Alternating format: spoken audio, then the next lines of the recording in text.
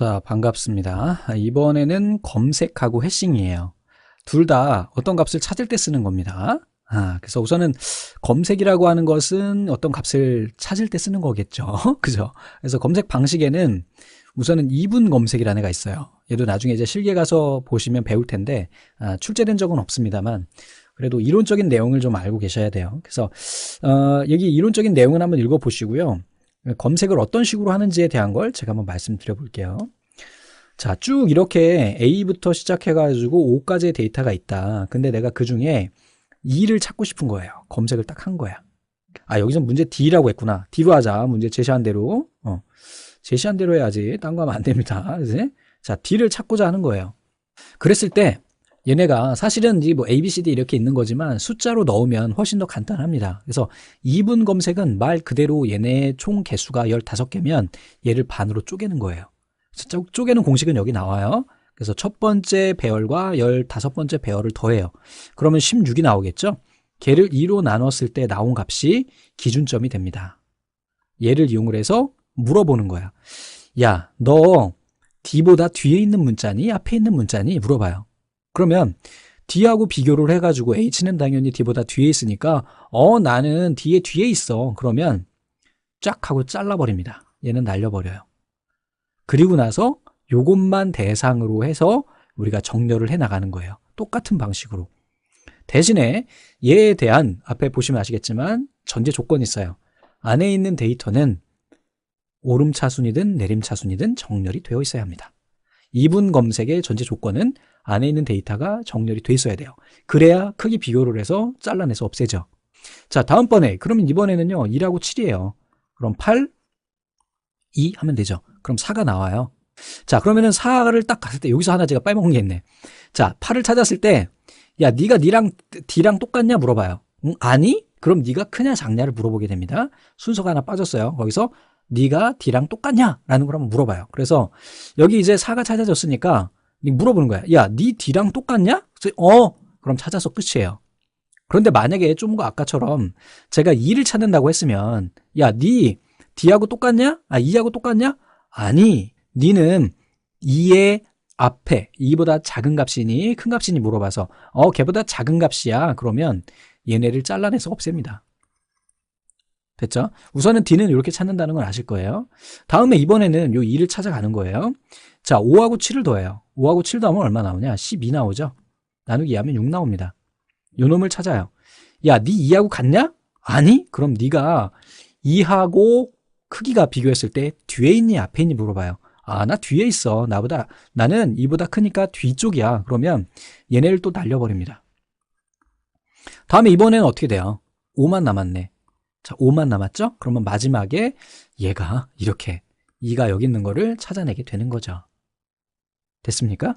자, 이거는 5하고 5니까 어떻게 돼요? 5니까 10 나누기 2 하니까 당연히 5가 나올 테고 똑같은 루틴을 이용해서 반복해서 처리하게 되는 것이 바로 이진 검색이 됩니다. 재밌죠?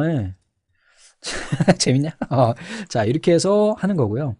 다음에 이번에는 리니어 서치, 선형 검색은 얘는 순차 검색이고요.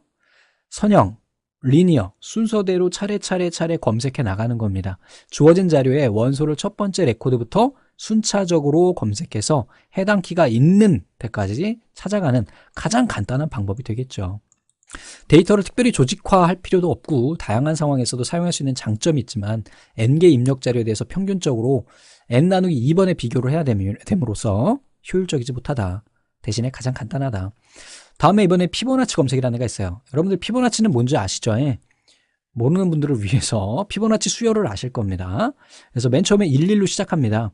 그래서 세 번째 값은 이 두 개를 더한 2가 가고요. 다음에 값은 얘 두 개를 더한 3이 가고요. 다음에는 얘를 두 개를 더한 요게 나오고요. 다음에는 8이 나오고요. 두 개 더한 13이 나오고 이런 식으로 13이니? 이렇게 해서 값이 나가는 것이 됩니다. 이게 13이 맞나요? 맞죠? 그지? 요거 좀 잘못됐네. 그지? 그래서 1, 2, 3, 5, 8. 5하고 8 더한 5, 8 더하면 13 맞잖아. 그지? 맞죠? 13 이렇게 나가는 겁니다. 요거 잘못됐어. 이렇게 해서 나가는 것을 우리 피보나치 검색이라고 이야기를 합니다.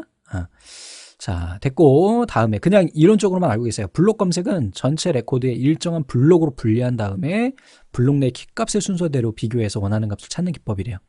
이진 트리는요, 이진 트리로 구성해서 검색하는 방법이래요.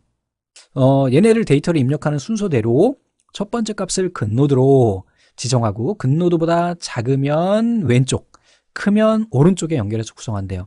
그래서 여기 보면 예제가 나오는데 근노드가 6이야. 그럼 6을 놓고 다음번에 나온 게 작으니까 왼쪽, 그 다음에 크니까 오른쪽 이렇게 갑니다. 그 다음에 다음번에는 3이잖아요. 작으니까 3 다음에 이게 1이 들어가야 되는데 작으니까 왼쪽, 그 다음에 이쪽에 가서 또 어떻게 돼요? 8을 기준으로 해서 작으니까 7, 크니까 9 이런 식으로 해서 가는 게 이진 검색 트리가 됩니다. 자, 해싱이라는 거는 해싱 함수를 이용을 해서 레코드에 대한 해시 테이블 내 홈 주소를 계산해서 주어진 레코드에 접근하는 방식이래요. 그래서 직접 접근 파일을 구성할 때 주로 사용을 하고요. 속도는 가장 빠르지만 충돌 현상, 컬리전이라고 그래요. 영어도 기억하세요. 컬리전 발생 시 오버플로우 해결에 부담이 있어서 많은 기억 공간을 요구한대요. 자, 해싱 함수의 종류 이거 기억하세요. 객관식으로도 나오고요. 이게 선택하는 거, 종류에 대한 것도 물어보고요. 각각 각각 제산 방법이 뭔지, 중간 제곱 방법이 뭔지까지 나온 적이 한 번 있어요. 그래서 우선 종류부터 아시고 그 뒤에 각각 내용을 아시는 게 중요하겠다. 우선은 제산 방법은요, 나누기 방법이에요. 그래서 해싱 함수 기법에서 키값의 양의 정수인 소수로 나눈대요. 그래서 나머지를 홈수소로 취하는 방법. 중간 제곱 방법은 제곱하겠죠. 그래서 레코드 키값을 제곱하고 나서 그 중간 부분의 값을 주소로 계산한대요. 해시 테이블의 크기에 따라서 중간 부분이 적당한 자릿수를 선택할 수가 있고요. 비트 단위로 n자릿수로 중간 위치를 자릿수로 가정하면 해시 테이블의 크기는 2의 n승이 된대요. 중첩 방법은 해싱 함수 중에서 주어진 키를 여러 부분으로 나누고 각 부분을 값을 더하거나 베타적 논리합, 얘가 시험 문제 나온 적 있었던 것 같아요. 베타적 논리합을 통해서 나온 결과로 주소를 취한대요. 그래서 요거는 다음 과목에서 우리가 볼 거예요. 그래서 베타적 논리합이라는 거는 두 값이 같을 때는 폴스가 나오고요. 베타적이니까 두 값이 서로 베타적일 때만 참을 출력하게 돼요. 자, 다음에 기수 변환 방법. 해싱 함수 기법 중에서 어떤 기법으로 표현된 주어진 레코드 키값이 다른 진법으로 간주하고 그 키값을 변환할 수 있는 홈 주소를 찾는데요. 제가 정확하게 기억은 안 나는데 이거 실기에 한번 나왔던 것 같은 기억이 나는데요. 자, 개수 분석 방법. 주어진 모든 키값에서 그 키를 구성하는 자릿수들의 분포를 조사해서 비교적 고른 분포를 보이는 자릿수들에 필요한 만큼 택하는 방법을 취하는 해싱 함수 기법이래요. 자, 오버플로우, 해싱에서 오버플로우가 문제가 생긴다 그랬죠. 얘네 해결할 때는 개방 주소, 폐쇄 주소, 재해싱 이런 애가 있대요. 충돌이 발생한 곳 다음 버킷은 해싱 키를 묶는 단위거든요. 그래서 얘네를 차례대로 검색해서 첫 번째 찾아진 빈 버킷에 그 데이터를 넣는 방식이래요. 선형 검색 방식이라고도 한대요. 폐쇄 주소는요, 포인터를 이용을 해서 같은 해시 함수를 갖는 레코드들을 연결 리스트로 연결하는 방식이고, 해시 체이닝 기법이라고도 한대요.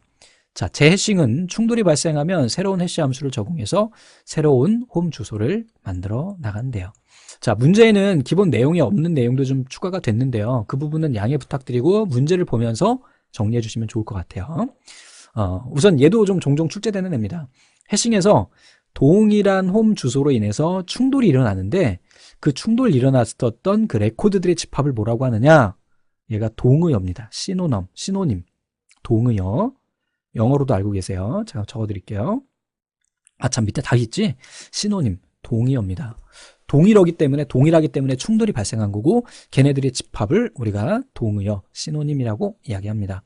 자, 이진 검색 알고리즘의 특징이 아닌 것은 피보나치 수열의 가감산, 이거는 피보나치 검색이잖아요. 탐색 효율, 이게 1번이 답이네요. 그러면 탐색 효율이 좋고 탐색 시간이 적게 소요된다. 검색할 데이터가 정렬돼 있어야 한다. 그쵸? 이진 검색. 자, 다른 말로 2분 검색이라고도 합니다. 비교 횟수를 거듭할 때마다 검색 대상이 절반으로 줄어든다. 앞에서 보셨죠? 자, 해싱. 이 정리는 여러분들 꼭 알고 계셔야 됩니다. 요게 좀 중요한 거거든요. 사실은 얘가 본문으로 들어가야 되는데 본문 영역에 좀 공간이 부족해가지고 이렇게 넣었어요. 그래서 나중에 실기에 가서도 얘네는 어느 정도 나오거든요. 그래서 한번 기억해 주시기 바랍니다.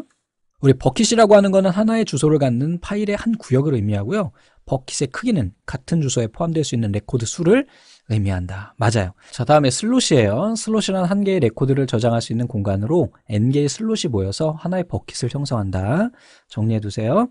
자, 충돌이라고 하는 거는 레코드를 삽입할 때 두 개 이상의 레코드가 똑같은 버킷으로 삽입되는 형태. 두가 똑같은 애로 버킷으로 해싱되는 것을 우리가 충돌이라고 한다. 그때 발생하는 레코드의 집합을 동의어라고 한다. 까지 기억하시면 됩니다. 해싱은 충돌이 발생하면 항상 오버플로가 발생한다 그랬는데 항상은 아니에요. 항상은 아닙니다. 그래서 4번이 답이 되는 거고요. 자, 얘는 검색 방법이래요. 각각의 엘리먼트들을 보고요. 만약에 이것들이 하나씩 찾아가면서 여기 나오네. continue 계속해서 until either the element is found or all element. 모든 검색을 하나씩 순서대로 검색해 나가는 거 뭐예요? 리니어 서치가 됩니다. 아셨죠? 그래서 얘는 답이 2번이 되겠죠. 그래서 여기까지 해가지고 우리 또 봤고요. 다음 시간에 뵙도록 하겠습니다. 감사합니다.